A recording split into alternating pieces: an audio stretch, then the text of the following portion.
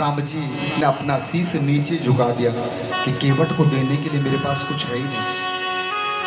केवट ने हाथ जोड़ा। माँ जानकी राम जी को देख रही है। ध्यान दीजिएगा महाराज, बड़ा मार्मिक प्रश्न है।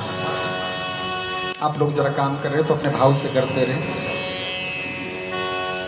बोले श्री सीता राम जी महाराज। माँ जानकी राम जी को बड़े एक टक्कर के देख रही है, भाव समझ रही है राम जी की। ये है महाराज धर्मपत्नी।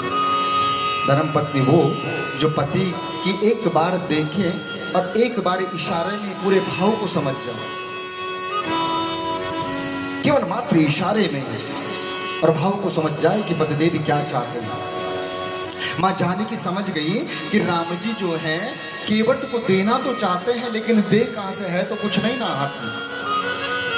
देखिए कितनी सुंदर तरकीब निकाली माँ जानकी ने कि माँ जानकी की अनामिका उंगली में एक मुद्रिका है सोने की, और बड़े प्रेम से वो मुद्रिका हाथ में निकाली और पीछे हाथ करके सीधे राम जी के हाथ में दे दी।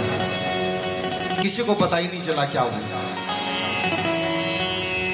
राम जी ने वो मुद्रिका को उठाया और केवट के हाथ में दिया। केवट, आज मेरे पास बस यही है। जिस दिन हम वनवास का वन की यात्रा को संपन्न करके वापस जब आएंगे, तब पुनः मैं तुमसे मिलूंगा। लेकिन अभी यथाशक्ति जो भी है बस यही है, इसको आप कृपा करके रखें। महाराज, पिया हिया की सिया जान निहारी, मन मुद्री मन मुदित उतारी।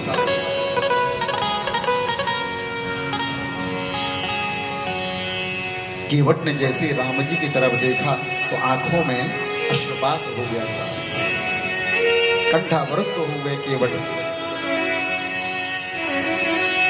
केवट कहते हैं कि आप तो जगत नियंता हैं, जगदीश्वर हैं तो। और फिर दूसरी बात यह है ना कि एक ही समकक्ष के लोगों को लेना देना ज्यादा नहीं होता। कहते हैं ना कि स्टाफ का आदमी है भैया, है ना। अभी जैसे रोडवेज बस वाले जाते हैं, भाई कौन है, बोले स्टाफ है जी। तो महाराज हम भी आपकी स्टाफ ही हैं। बोले कैसे? बोले देखो महाराज, इस गंगा के घाट का स्वामी मैं और उस गंगा के घाट के स्वामी आप। तो इससे फिर अपने आपस में लेना देना तो कहीं कोई बात ही नहीं बनती। बस आपके दीदार हो गए, आपके दर्शन हो गए, मुझे कुछ नहीं चाहिए। लेकिन हाँ प्रभु, एक विनती मैं जरूर करना चाहूंगा। मेरी आपसे करबद्ध निवेदन है, करबद्ध प्रार्थना है। बोले केवट बताइए क्या क्या चाहते हो। तो कितनी सुंदर बात केवट कहते हैं साहब कि धोबी से धोबी न लेत धुलाई,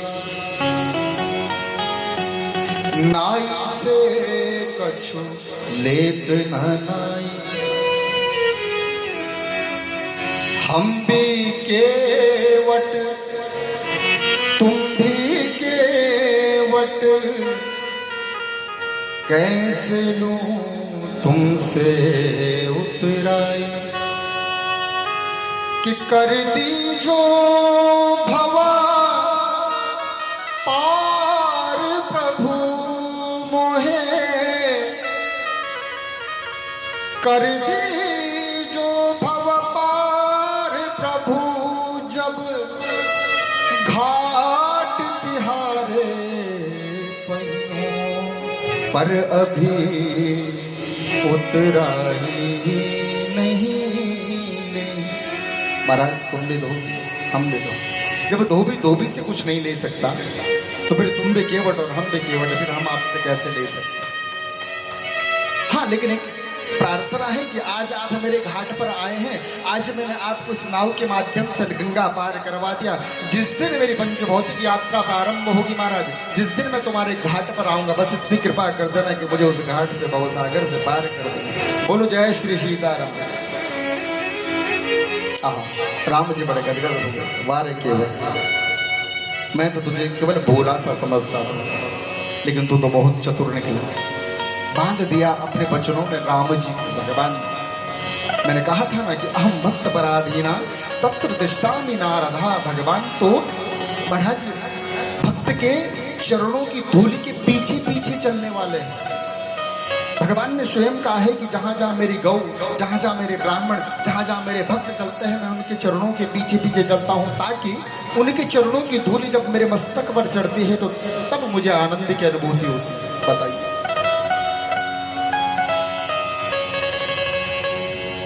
देखी सुदामा की दीन दशा, करुणा करके करुणा निधिरू।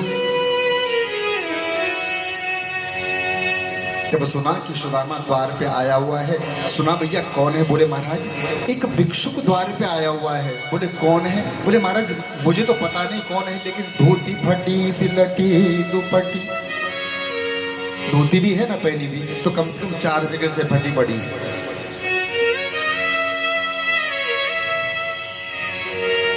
तो बोले महाराज नाम क्या है?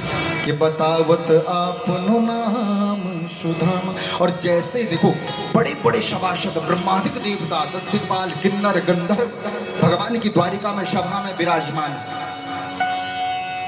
भगवान अपने सिंहासन पर विराजमान। और जैसे ही द्वारपाल ने कहा कि महाराज उसका नाम सुदामा है, एक तरफ भगवान की पीतांबरी गिर गई, एक तरफ भगवान की श्रृंगी गिर गई, एक तरफ भगवान के चरण पादुकाएं गिर गई, और दौड़ करके द्वार पर आए कि मेरा सुदामा आया है मुझसे मिलने के लिए। बताइए, अहम भक्त पराधीना तत्र तिष्ठामि नारदा। भगवान हमेशा भक्तों के चरणों के पीछे पीछे चलते हैं। ऐसा राम जी बड़े गदगद हो गए, वार के बड़ी गजब की चतुराई है तेरे पास।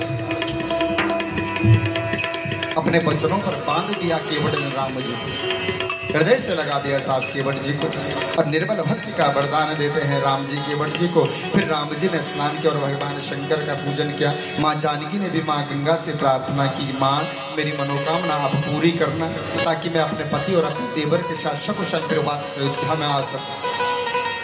सुन रघुबीर प्रिया वैदेही तब प्रवाह जग विदित न की। माँ गंगा प्रकट हुई साहब, और माँ गंगा ने एक दिव्य वस्त्र, दिव्य साड़ी माँ जानकी को दी कि बेटी ये साड़ी हमेशा इसको पहन करके करना, ये दिव्य साड़ी है, ये कभी खराब नहीं होती। प्रसाद ग्रहण किया, माँ गंगा का आशीर्वाद दिया माँ गंगा ने कि तुम्हारा मनोरथ जरूर सिद्ध होगा। तब प्रभु भारद्वाज मुनि आए, करत दंडवत मुनि उर आए, और वहां से चले महाराज सीधे भारद्वाज के पास, भारद्वाज मुनि के आश्रम में दंडवत प्रणाम किया। मुनि ने हृदय से लगा दिया, कुशल पूछी महाराज, और फिर कंदमूल फल लेकर के आए। भगवान ने प्रेम से उन फलों का भोग लगाया।